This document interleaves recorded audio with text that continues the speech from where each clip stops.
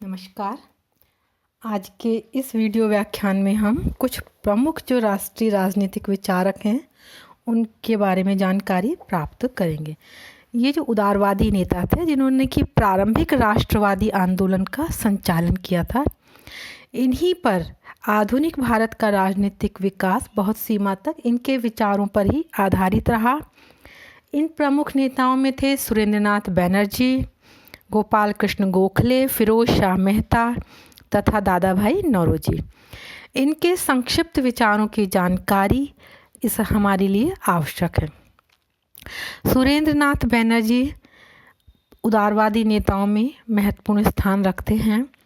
उनके जीवन की घटनाओं को देखकर हम उदार दल के नेताओं के लक्ष्य एवं सिद्धांतों को सरलता से समझ सकते हैं। उन्होंने 1869 में ICS की परीक्षा में सफल हुए थे, लेकिन 4 वर्ष पश्चात ही उनके विरुद्ध कुछ झूठे आरोप लगाकर उनको सेवा से पृथक कर दिया गया।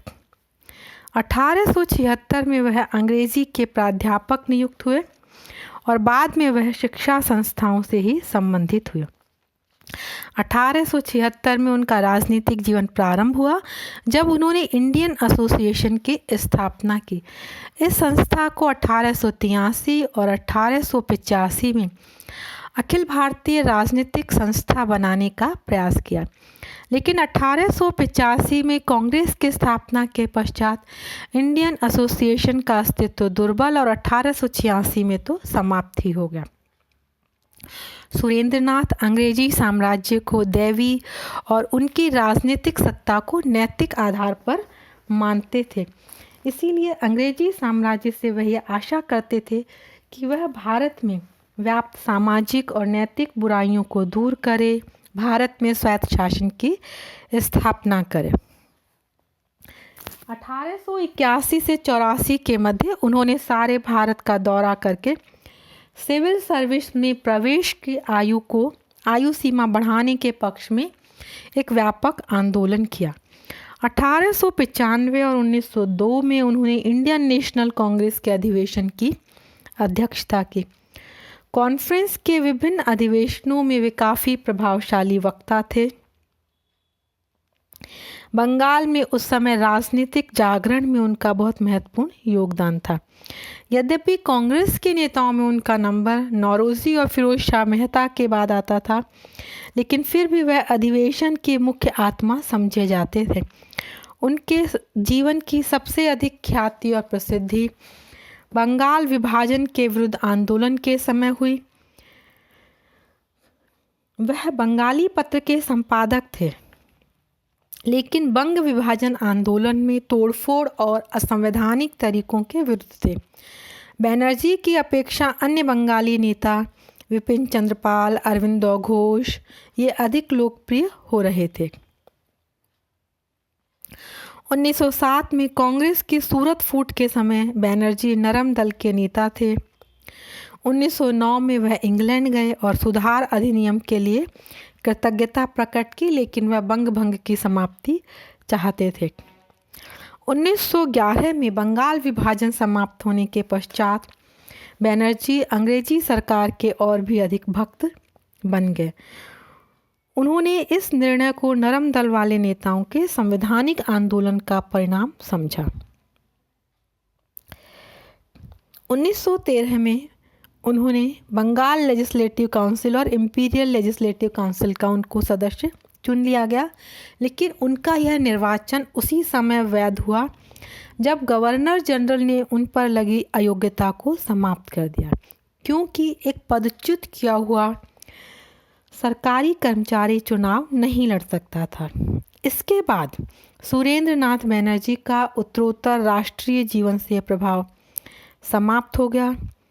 उन्होंने गांधी के अहिंसात्मक आंदोलन का समर्थन नहीं किया और 1921 में अंग्रेज सरकार ने उन्हें सर की उपाधि दी, और उन्हें ये उपाधि उस समय दी गई थी जब भारत गांधी के प्रभाव में लोग उपाधियों का त्याग कर रहे थे। 1921 से 23 के मध्य वह बंगाल सरकार में मंत्री थे। बैनर्जी अपने जीवन के अंतिम समय में अंग्रेज सरकार के कृपा पात्र बन गए और राष्ट्रीय आंदोलन की क्षमता और महत्व को बहुत कम समझ सके। वो 1819-20 में भी 1895 के स्तर पर सोचते थे। वह अंग्रेज सरकार को उग्र राष्ट्रवादियों के विरुद्ध कठोर नीति अपनाने के लिए कह रहे थे। 1921 में जब उन्होंने एक मंत्री की भांति बंगाल का दौरा किया तो अधिकांश स्थानों पर उनका हड़ताल से स्वागत किया गया। 1925 में उनकी मृत्यु हो गई।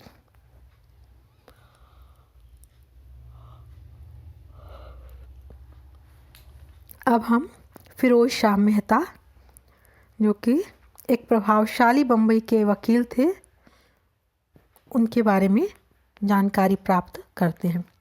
लंदन में वकालत पढ़ते समय मेहता दादा भाई नौरोजी के प्रभाव में आए। उनका सार्वजनिक जीवन 1870 के पश्चात ही प्रारंभ हुआ था।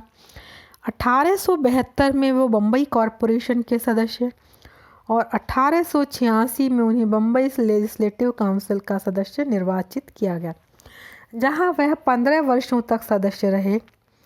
1890 ईस्वी में वह इंडियन नेशनल कांग्रेस के अध्यक्ष चुने गए। मेहता अत्यंत फिरोज, प्रभावशाली वक्ता और तर्क वितर्क में निपुण थे। राजनीतिक दृष्टि से वह अंग्रेजी साम्राज्य के भारी समर्थक और उसे ईश्वरीय समझते थे। समस्त इतिहास की घटनाओं को वो ईश्वर की इच्छाओं की पूर्ति मानते थे। 19वीं शताब्दी में प्रचलित प्रगति विचारधारा के भारी अनुयायी थे। उनका मानना था कि इतिहास स्वयं को दोहराता नहीं है, बल्कि निरंतर आगे बढ़ता रहता है, और अंग्रेजी साम्राज्य को भी वो इसी प्रगति का सूचक और ईश्वरीय मानने के परिणाम स्वरूप उसको नैतिकता पर आधारित समझते थे। इंग्लैंड की संसद में दादा भाई नौरोजी का निर्वाचन फिरोज शाह के अंग्रेजी संविधान में विश्वास दृढ़ करने में सहायक हुआ। वे अंग्रेजी साम्राज्य के साथ भारतीय संबंध स्थायी मानते थे।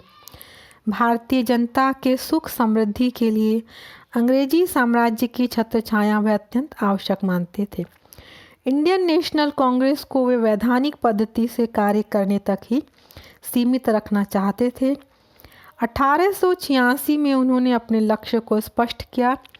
उन्होंने यह बताया कि यदि हम लेजिस्लेटिव काउंसिलों में तथा सिविल सर्विस में भारतीयों के लिए प्रवेश की अधिक सुविधा चाहते हैं तो वह इसलिए कि अंग्रेज़ अपना कार्य कुशलता से कर सकें। जब तक भारतीय सदस्य काउंसिलों में तथा लोक सेवाओं में उनका साथ नहीं देंगे, उस समय तक अंग्रेज़ देश में कुशल प्रशासन के अपने लक्ष्य में अधिक सफलता प्राप्त नहीं कर सकेंगे। वे अंग्रेजी शिक्षा के भारी समर्थक थे और शिक्षित भारतीयों को ही देश की प्रगति में सहायक समझते थे। मेहता अत्यंत व्यवहारिक व्यक्ति थे, बहुत दूर तक सोचने के अभ्यस्त नहीं थे। भारतीयों के लिए लेजिस्लेटिव काउंसिलों में अधिक प्रतिनिधित्व और लोक सेवाओं में अधिक स्थान की आलोचना अंग्रेज़ नौकरशाही द्वारा की गई। इसका कालांतर में अभिप्राय अंग्रेज़ों को भारत से निकालना होगा, इसका मेहता ने अपवाद किया और अपनी नीति का औचित्य इस आधार पर रखा कि उनका लक्ष्य निकट भविष्य तक ही सीमित था। फिरोज शाह अत्यंत प्रभावशाली नेता थे। उनके विचारों का महत्व 19वीं शताब्दी के उत्तरार्ध में मध्यम वर्ग की आकांक्षाओं का प्रतिनिधित्व करने में था। अब हम देखते हैं गोपाल कृष्ण गोखले। 19वीं शताब्दी के उत्तरार्ध में गोपाल कृष्ण गोखले उदारवादी नेताओं में सबसे महत्वपूर्ण थे। उनका जन्म 1866 में रत्नागिरी जिले के एक छोटे गांव में हुआ। 13 वर्ष के थे कि उनके पिता का देहांत हो गया। अध्ययन काल गरीबी की परिस्थितियों में व्यतीत हुआ। छात्रावास का खर्च कम करने के लिए बिना भोजन रहना पड़ता था और तेल पर खर्च बचाने के लिए सड़क के बल्ब की रोशनी में पढ़ना होता था। उनकी स्मरण शक्ति विलक्षण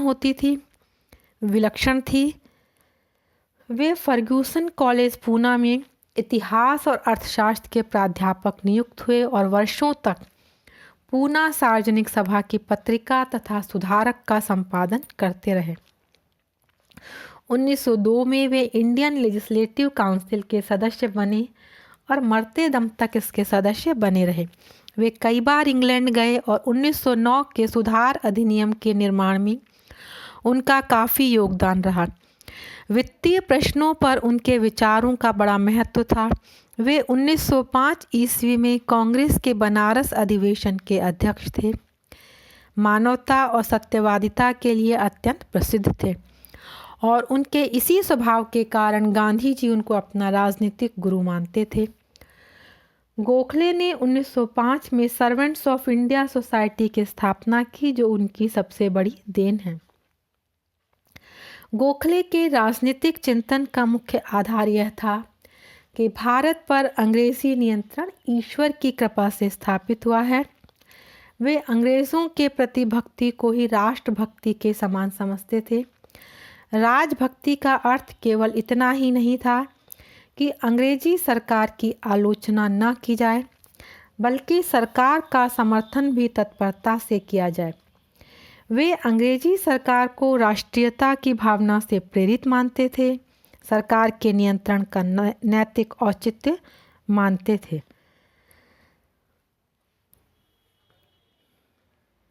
वे विरोध और समझौते की नीति के सर्वश्रेष्ठ वक्ता थे। हिंदू मुसलमानों में, अंग्रेज़ भारतीयों में और कांग्रेस की विभिन्न विचारधाराओं में समन्वय कराने के पक्ष में थे। भारतीय समाज के जातीय भेदभाव को भी वे परस्पर समन्वय से ही सहमति से ही समाप्त कराना चाहते थे। वे अंग्रेजी साम्राज्य के भारी समर्थक थे और संवैधानिक संघर्ष के ही समर्थक थे। संवैधानिक संघर्ष से उनका अभिप्राय था स्थापित संस्थाओं के माध्यम से ही विरोध अथवा अपने पक्ष का समर्थन करना। वह उन संस्थाओं के बाहर के साधनों का प्रयोग नहीं करना चाहते थे।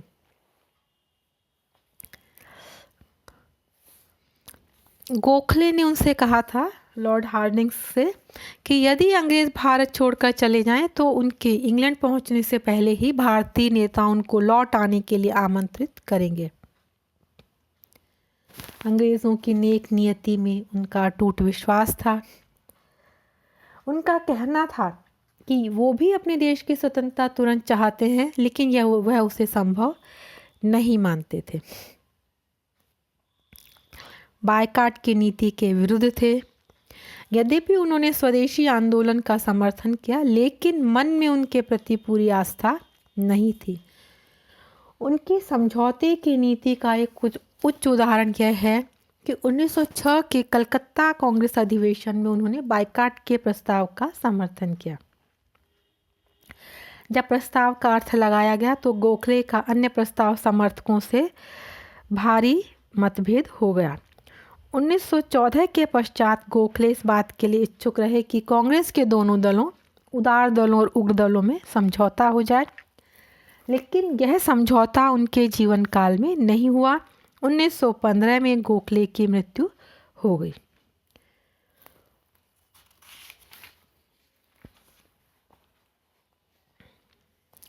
अब हम सबसे महत्वपूर्ण, जो इनके सबसे पहले और प्रमुख नेता हैं, उनके बारे में जानकारी प्राप्त करते हैं। वो हैं दादा भाई नौरोजी।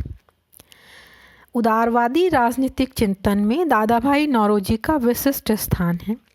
फिरोज शाह और गोखले की भांति वे भी अंग्रेजी साम्राज्य को न्याय और नैतिकता पर आधारित मानते थे। वे 1892 में इंग्लैंड संसद के सदस्य भी निर्वाचित हुए।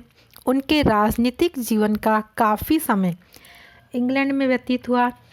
3 बार वह कांग्रेस के अध्यक्ष चुने गए। अपने अन्य समकालीन नेताओं में सबसे लंबी अवधि तक वे भारतीय राजनीति में योगदान देते रहे। दादा भाई नौरोजी की जो सबसे अद्वितीय देन है वो है अंग्रेजी साम्राज्य के आर्थिक दुष्परिणामों को स्पष्ट करना। वे स्वयं भी अर्थशास्त्र के अच्छे ज्ञाता थे। उन्होंने सबसे पहली बार यह तर्क प्रस्तुत किया कि अंग्रेजी साम्राज्य की नीतियों का परिणाम भारत को निर्धन बनाना था। उन्होंने बड़ी सावधानी और धैर्य के साथ आंकड़ों की सहायता से स्पष्ट किया कि किस प्रकार यह धन निष्कासन हो रहा था। क्योंकि उनका अंग्रेज़ों के प्रति अटूट श्रद्धा थी, इसीलिए उन्होंने अपनी मौलिक पुस्तक का नाम poverty and un British rule in India रखा, जिसका अभिप्राय यह था कि अंग्रेज़ी नीति अंग्रेजी लक्ष्य के अनुरूप नहीं थी।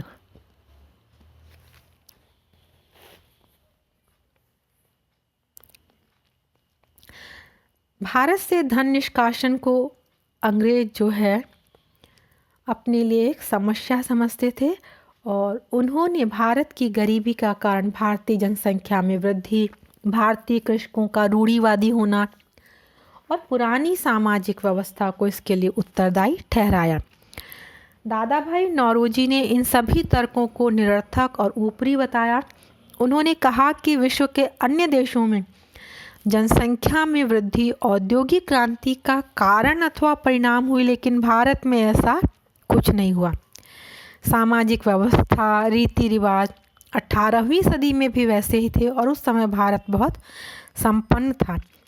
उनकी पुस्तक लिखने का अभिप्राय यह था कि इंग्लैंड के शासक उस आर्थिक नीति के दुष्परिणाम को समझ लें और उसे बदल दें, क्योंकि वो ये मानते थे कि अंग्रेज़ अनजाने में उस नीति का अनुसरण कर रहे हैं।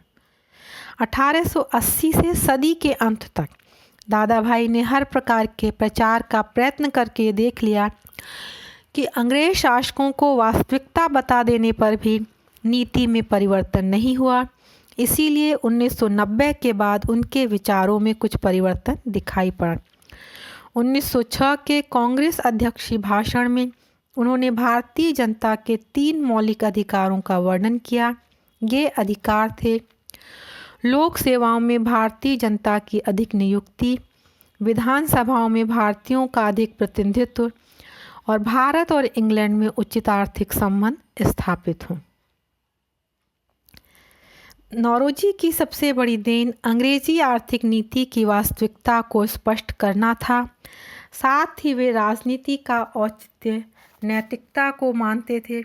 इसीलिए वे प्राकृतिक अधिकारों और प्राकृतिक न्याय की बात करते थे। 1917